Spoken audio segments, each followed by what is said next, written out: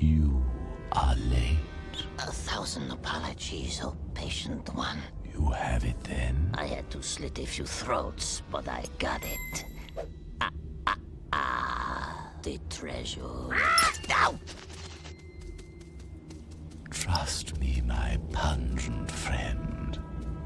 You'll get what's coming to you. What's coming to you? Huh?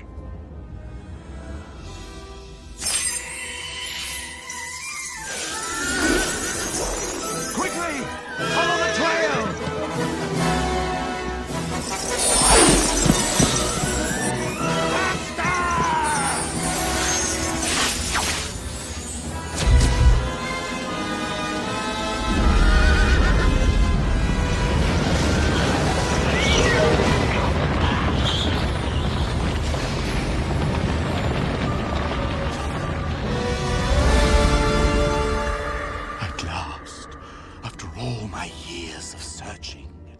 The Cave of Wonders. Huh?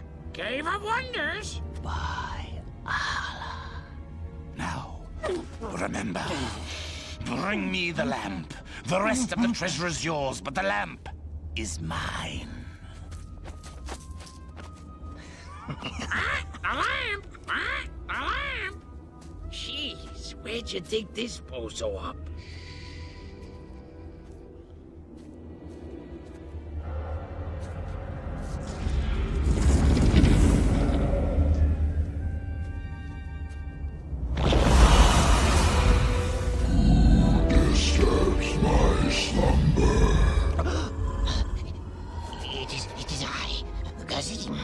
A humble thief.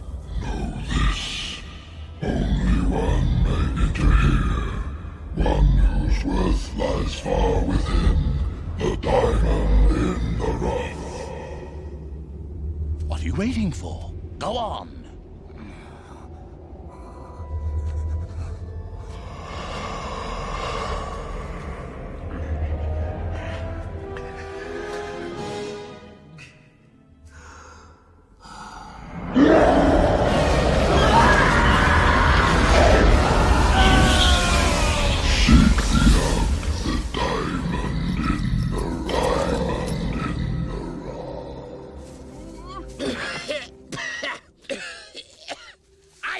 Believe it. I just don't believe it. We're never gonna get a hold of that stupid lamp.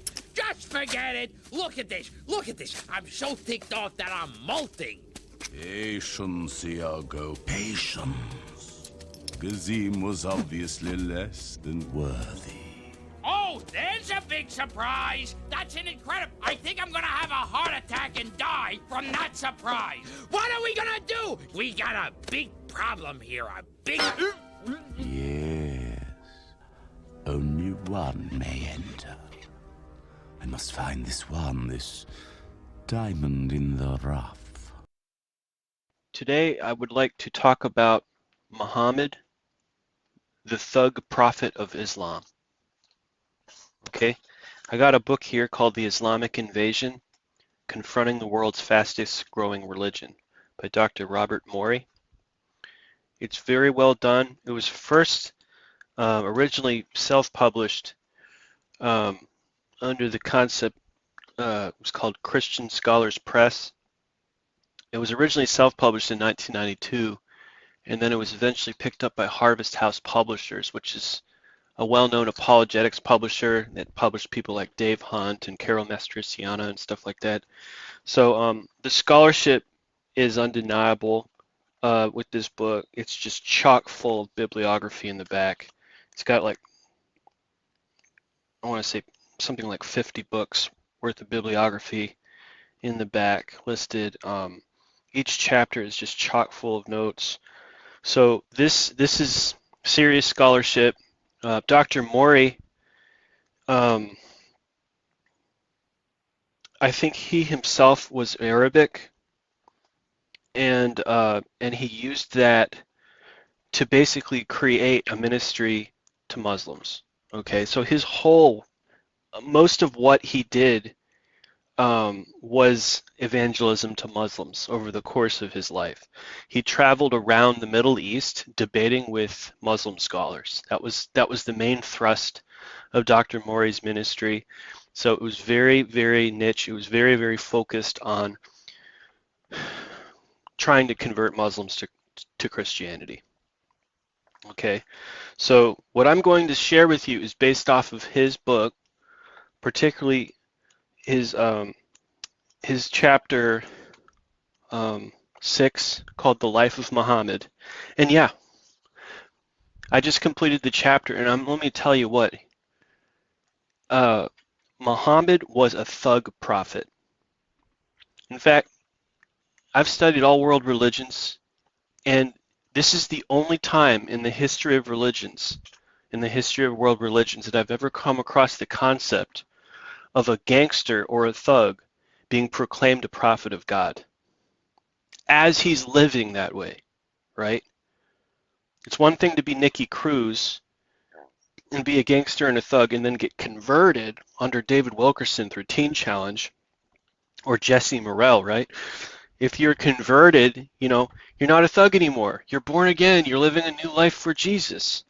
Muhammad wasn't like that.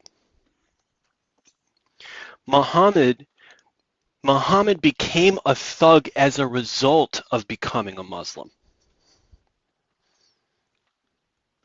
In other words, to Muhammad, he had supernatural sanction from Allah to be a thug. To be a thug. I'll explain that. So Islam at its core is a gangster religion. It is a gangster religion. It is a cult empowered by demonic supernatural experiences that encourages gang activity. Islam is a cult empowered by demonic supernatural experiences that encourages gang activity. At least it was that way in the life of Muhammad. And anybody who's a strict Muslim and studied Muhammad's life really closely in order to want to imitate him, they become terrorists because they are imitating Muhammad. Muhammad was born in 570 AD in Mecca, which is a city in Saudi Arabia. And the Arabs of the time were like, think the movie Aladdin, okay? You have Jafar, who's this evil sorcerer, and then you have genies and stuff. This is the context, okay, that Aladdin's lamp, you rub the lamp and out comes a genie, right? This is the context that Muhammad is growing up in, right? Now, 500 something, 600 something AD means that Christianity is in the world. Catholicism is in the world at the time, and so is Judaism, right? But also you have that Aladdin type of paganism that exists all in Arabia and the Middle East, okay? And I don't understand very much about it, but it's oftentimes said that the people of the time worshipped a moon god. I think it could possibly be argued that this was the god Sin, S-I-N, with a capital S, which was worshipped at Babylon, and which Abraham's father worshipped. So this moon god would explain why the Muslim flag has the crescent moon inside of the symbol even today. That this eventually got converted into Allah. Okay, that's a long story, and I don't need to get into it because it could become a side trail. But so anyway, as Muhammad grows up in this Aladdin type environment, he starts to have epileptic seizures. Now, this is a controversial statement, and this is not meant to insult anybody who suffers from seizures, but there's a difference between seizures in a religious trance from the Holy Spirit. It says in the book of Acts one or two times that either Paul or Peter fell into a trance and saw a vision. Okay, but then there's demonic types of this, where people are having fits, and they're not only are their eyes rolling back in their head, but they're jerking and perspiring profusely and frothing at the mouth and all of this. And Muhammad experienced this type of seizure a lot. Like the types of seizures that are mentioned in the Gospels that Jesus prayed for demons to come out of people, that type. And Muhammad constantly was afraid that he was demon possessed because of this. And he married a woman who was 15 years his senior, and this woman assured him that he was called to be a prophet and an apostle. Kind of makes you think about Nar. You're called to be a prophet and apostle, she said to him. So don't worry, you're not demon possessed. And so Muhammad accepted her words, and but I do have to say this. Although falling into a trance is New Testament, although falling into a trance can also be found in the lives of the Catholic saints and in Maria Woodworth-Etter and other forms of Pentecostalism, all these negative phenomena that are associated with it are not found in Christian saints. But they are found in Muhammad. These negative, these violent aspects of the seizure are found in Muhammad, and he really thought he was demon possessed because of these things. He had to have people talk him out of it. He even got to the point where he was so depressed over it that he tried to commit suicide several times. And if it weren't for him having yet again another vision of Gabriel telling him not to commit suicide, he would have gone through with it. So that's kind of provides us with the background that even from just a psychiatric point of view, he was probably mentally ill in some sense. Now, that doesn't mean that there's nothing supernatural going on here from a faith-based point of view, but this kind of gives you an idea that the messages and the concepts of Islam did not come out of a man's head.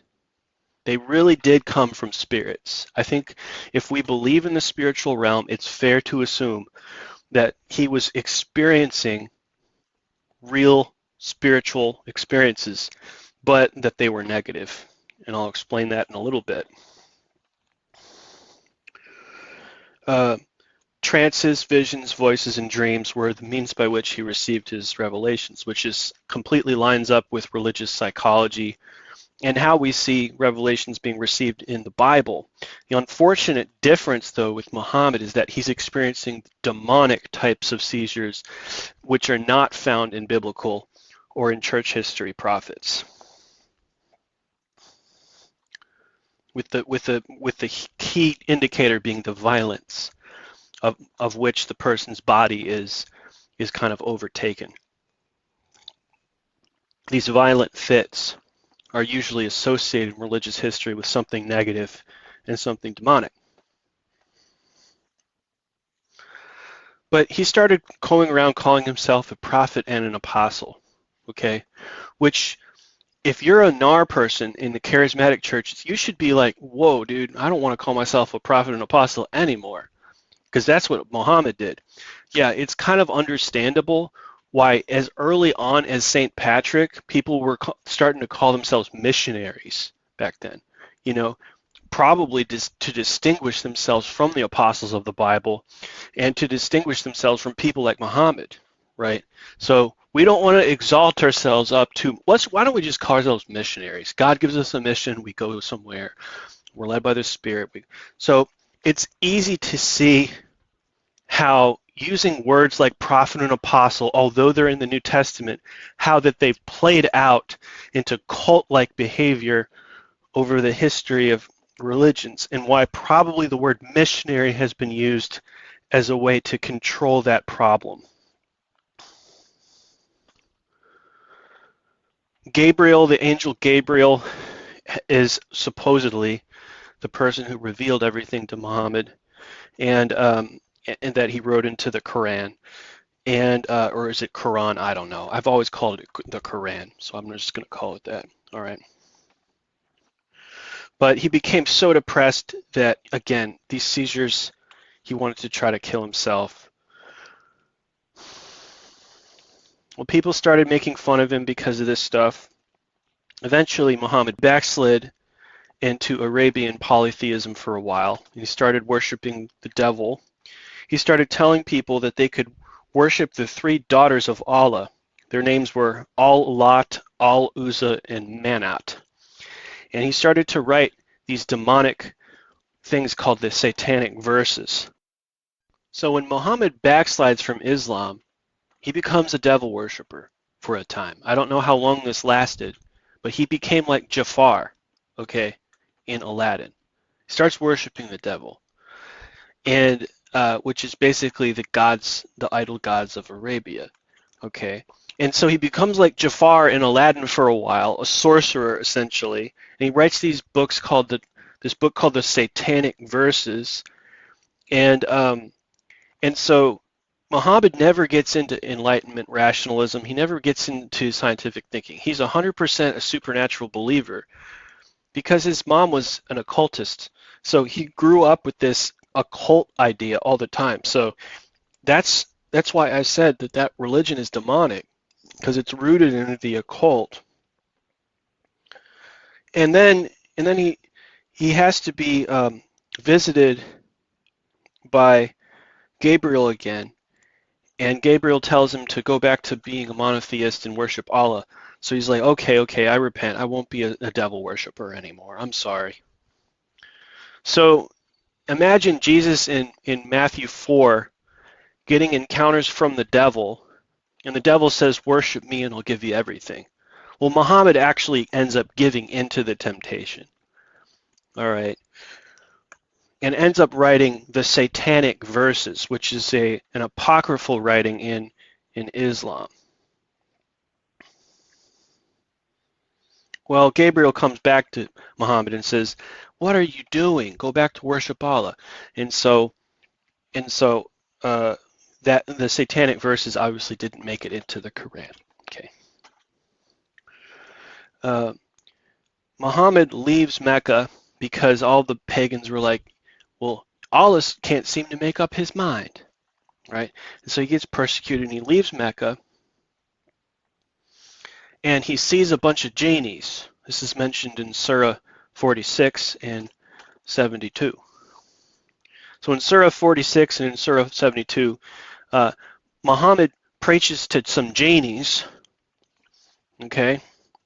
And then the genies become Muslims. And the Muslim genies go around preaching to other spirits. So all of the male and female spirits that inhabit the trees and the rocks and the waters in Arabia, they become Muslim spirits. Okay. Now after this point, so this occultic Jafar sort of Aladdin mixture of genies and Jafar, this is Muhammad's mindset. This is the mindset that Muhammad is in. Muhammad is either like Aladdin, or he's like Jafar, or he's like a combination of both Aladdin and Jafar. One thing's for sure, though. This is the way Muhammad thinks. Muhammad is living in an Aladdin-type world. That is what Muhammad's mindset is like all the time.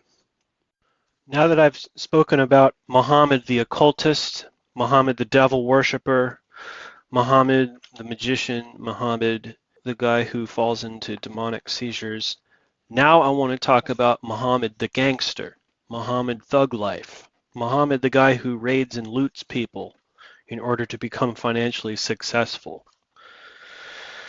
So he realized that he could make a whole lot of money and get a whole bunch of silver and gold if he would just simply kill people and take it from them. So he realized this first by attacking his first caravan. It was called the Nakla raid. He attacked this caravan because they were pagans and they worshipped idols, kind of like he did. when he backslid into the Satanic Verses stage. But because they didn't want to listen to him about his new religion, Islam, he just decided to kill them. And so he took all of their money, their gold and their silver from the caravan. He sent out 6 followers, gangsters. So he basically becomes a gang leader, all right?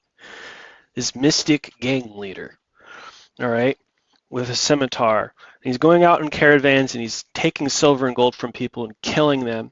And then the women are turned into sex slaves. And of course, this isn't framed as a gang attack. This is framed as declaring war. But it really is, it's no different than gangsters in the city declaring turf wars. Even if they use the language of war, you know, the gangsters call themselves warriors, but at the end of the day, they're just thugs.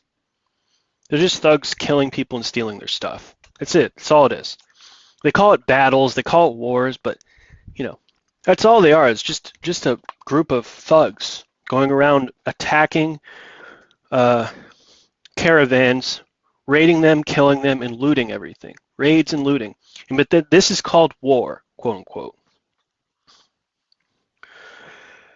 So now that they developed a taste for looting and bloodshed, this started to become a habit. So they start turning into a legitimate thug cult. And they just start fighting, killing, and plundering. And they really like it. They take a lot of pleasure in it. And so they start to attack the Jews. This is why they keep attacking the Jews, because the Jews were wealthy as a people group. They followed the Proverbs of Solomon, Ecclesiastes, and they had a good business ethic. So the Jews are good with money. And so they had a lot of gold and silver, and so they killed the Jews and looted all of their money. And that's how Muhammad was able to build this religion, by killing Christians and Jews, taking all of their gold and silver, and creating an empire, a gangster empire centered around Mecca in Saudi Arabia. He built his wealth from robbing and killing Jews and Christians. He starts doing this by sending out assassins. The word assassin is an Arabic word. It means hashish eater. That's what it means. In other words, they would get marijuana nuggets, snack on it for a while, chew the marijuana nugget for a while, and then just go out and kill people. And that's what an assassin was.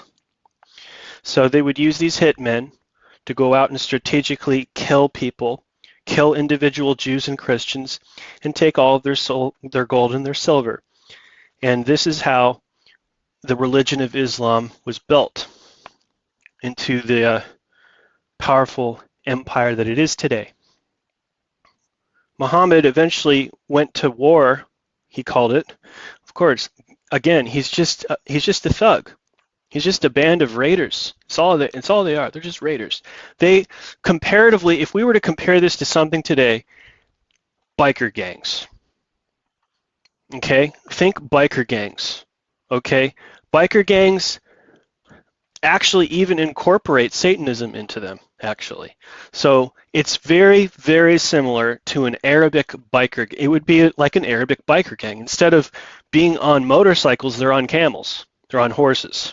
All right, but that's exactly what Muhammad was. He was a leader of an Arabic biker gang in the 600s AD. That's exactly what Muhammad's life was. He attacked this one area, and finally, people started standing up to Muhammad. Muhammad was just a bully. He was an Arabic bully, leader of a satanic Middle Eastern biker gang type group that didn't have motorcycles, used camels and horses instead. But this is exactly what they were, just raiders. They just would go in, they would just raid people. And it's terrible. So he's just threatening people all the time, bullying people all the time, threatening their lives all the time. And finally, there's this place called Uhud, U-H-U-D. These people have had enough of Muhammad, and they build up an army to stand up to him. This is the first time an army was put together to stand up to Muhammad and his and his raiders. That's exactly what they are, okay? Muhammad was struck in the mouth by a sword, lost several of his teeth, and he almost died. And this was such a bad defeat that a lot of his followers left Islam and fell away from Islam at that time. Well, Muhammad wasn't giving up. So he decided to go kill a whole bunch of Jews and loot all of their belongings. He beheaded something like 700 Jews in one day, took all the women and children and sold them into slavery, and looted all of their gold and silver. And it was this point that he finally conquered Arabia and became the leader of Mecca.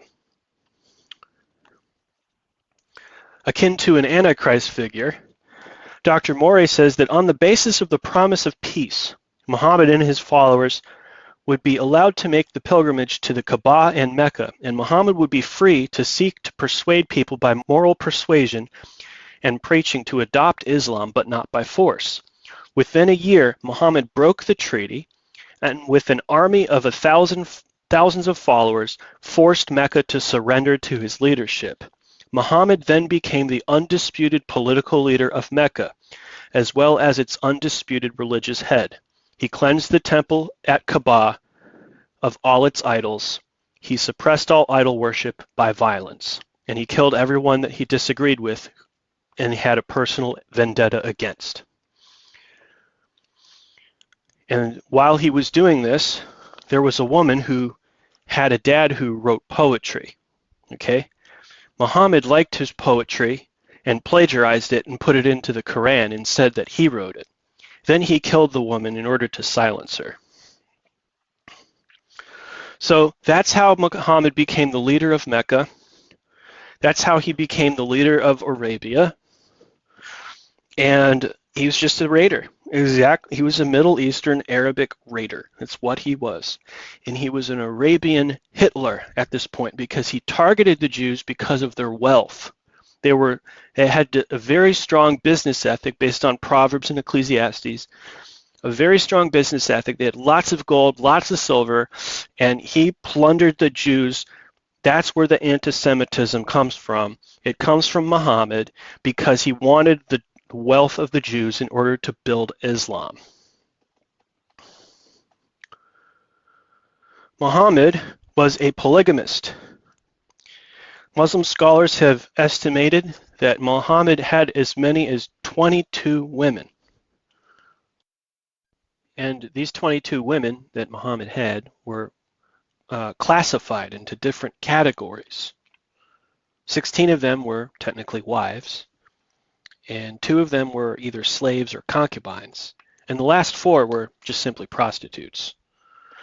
So he was a fornicator, according to New Testament teaching. He was definitely a fornicator, and fornicators do not inherit the kingdom of God, according to the New Testament. They're cast in the lake of fire and brimstone, in Revelation 21:8. Of course, when you tell this to a Muslim, they're going to get deeply offended because the Quran says in Surah 4 verse 3 that Muhammad only had 4 wives, because it says in Surah 4:3 that 4 wives is the maximum that any Muslim can have. And they say, well, Muhammad was sinless, like Jesus. He was sinless. So how could he have more than 4 wives? He did. He had 22. He had 22 women. Here are the names. Khadijah, Sauda, Aisha. He married her at the age of 9, which also goes to show he was a pedophile. Salama, Hafsa, Zainab, Joa, Uriah, Habiba, Safiya, Maymuna, Fatima, Hind, Asma, Zainab, Habla, Asma, a different one, Mary, Rayana, Sharik, Maymuna, Zainab, is another one, and Kala. These last 4 were just basically prostitutes. So he had 4 prostitutes. He had 1 that he was extremely underage, the age of 9. I mean, he was a pedophile. So he was a pimp. In other words, this man was a pimp. He was a pimping raider thug from Arabia, proclaimed to be sinless by his current followers. And I want to give you a direct quote because it has been difficult to find the reference on the 9-year-old that he married, leading to a perverted law and in Muslim countries called child marriage. In other words, pedophile marriage. They call it child marriage. Listen, this is the writings of an Islamic scripture called Sahih Muslim, Volume 4, Hadith numbers 3398 to 4518. This is put out by a publisher called Darussalam. That's D as in dog, A-R, U, S as in Samuel, S as in Samuel, A-L-A-M as in mother. Darussalam, okay? The Darussalam book publisher.